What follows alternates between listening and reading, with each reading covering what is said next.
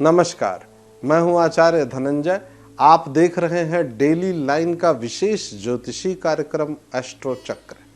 शारदीय नवरात्रि के पावन पर्व में नवरात्रि के सप्तम दिन में, जिसको हम लोग अपनी बोलचाल की भाषा में कहते हैं कि नवरात्रि के 7वें दिन महासप्तमी का विधान है। इस दिन मां भगवती के 7वें स्वरूप मां कालरात्रि की पूजा अर्चना की जाती है। सदैव शुभ फल देने के कारण इनको शुभंकरी भी कहा जाता है। मां कालरात्रि दुष्टों का विनाश करने के लिए जानी जाती है, इसीलिए इनका नाम कालरात्रि है। मां दुर्गा के 7वें स्वरूप मां कालरात्रि 3 नेत्रों वाली देवी है। कहा जाता है जो भी भक्त नवरात्रि के 7वें दिन विधि विधान से मां कालरात्रि का पूजन करता है, उसके सारे कष्ट दूर हो जाते हैं। मां कालरात्रि के पूजा से भय और रोगों का नाश हो जाता है। विशेष रूप से वो जातक जो प्रतियोगिता परीक्षाओं की तैयारी कर रहे हैं, मुझसे सदैव कई लोग संपर्क करते हैं कि आचार्य जी, मैं नौकरी के लिए जब इंटरव्यू करने जाता हूं तो मेरा कॉन्फिडेंस बड़ा वीक होता है। परीक्षा की तैयारी करता हूं, लिखित में तो मैं सब कुछ कर लेता हूं। कई ऐसे जातक जो राजनीति या सामाजिक क्षेत्र में हैं, लेकिन उनके अंदर जो अपना स्वयं का आत्मविश्वास है वो बड़ा कमजोर होता है। ऐसे सभी जातकों को मैं कहूंगा, किसी भी कारण से किसी भी प्रकार का यदि आपके अंदर भय व्याप्त है और रोग व्याधि की चिंता आपको सताती है, तो मां भगवती के इस दिव्य स्वरूप की शरण में जाइए। भय, चिंता और रोगों का नाश करने वाली मां है। मां कालरात्रि का जो ये दिव्य स्वरूप है, मैं आप सभी दर्शकों को इनके विषय में बताता हूं। इनका जो रूप है, शुंभ नृसिंह और रक्त बीज को मारने के लिए इन्होंने ये वाला रूप धारण किया था। वैसे तो इनका रूप भयभीत करता है, लेकिन इनको शुभंकरी क्यों कहते हैं? जो इनका शरीर है अंधकार की तरह काला है, इसीलिए मैंने कहा कि वैसे तो इनका रूप भयभीत करता है। ये जो सांस लेती हैं तो अग्नि की ज्वाला निकलती है। इनके जो बाल हैं वो बड़े बड़े और बिखरे हुए हैं, खुले बाल हैं। गले में जो माला है वो बिजली की तरह चमकती है। माँ के 3 नेत्र हैं, 3 नेत्र हैं माँ के, जो कि ब्रह्मांड की तरह विशाल और गोल हैं।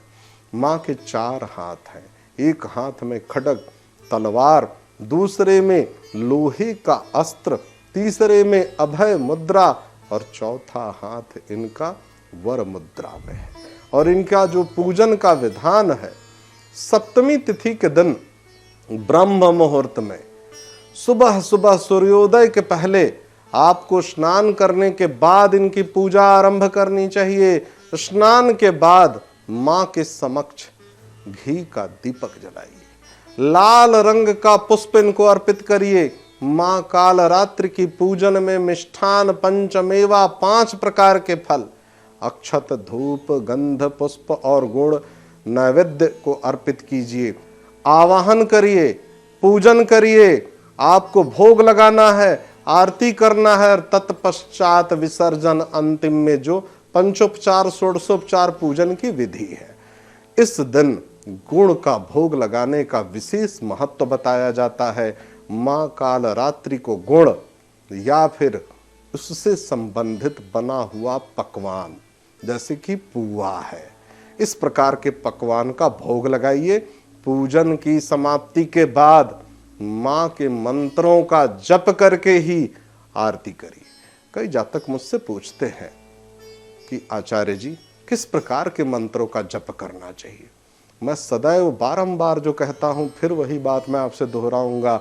यदि संस्कृत के शब्दों का आप उच्चारण कर सकते हैं तो सर्वोत्तम है देवी भागवत पुराण का पाठ करें, मार्कंडेय पुराण का पाठ करें। दुर्गा सप्तशती जो ग्रंथ है उसमें आप अथ सप्तश्लोकी दुर्गा का पाठ करें।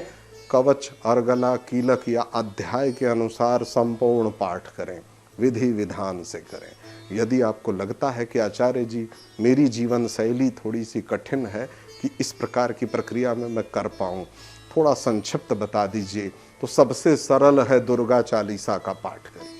उससे भी सरल है एक छोटा सा मंत्र जो मैं आपको बता देता हूं दुर्गा चालीसा के उससे भी सरल है ये। या देवी सर्वभूतेषु मां शक्ति रूपेण संस्थिता नमस्तस्यै नमस्तस्यै नमस्तस्यै नमो नमः। जैसा कि मैंने कार्यक्रम में कहा ना कि रक्त बीज के नाश के लिए मां ने यह दिव्य स्वरूप धारण किया था। आप सभी दर्शकों को शायद पता नहीं होगा, रक्त बीज को यह वरदान था कि यदि रक्त उसका धरती पर गिरेगा तो वो बीज के रूप में होगा, उसके समानांतर शक्तिशाली व्यक्तित्व तो दूसरा खड़ा हो जाएगा, ऐसे तो वो कभी नहीं मरता। तब भी मां भगवती ने इस दिव्य स्वरूप को धारण करके उस दुष्ट का सर्वनाश किया।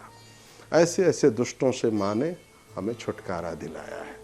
आपको पूजन के विधि में एक बात का विशेष ध्यान रखना है, स्वच्छता का।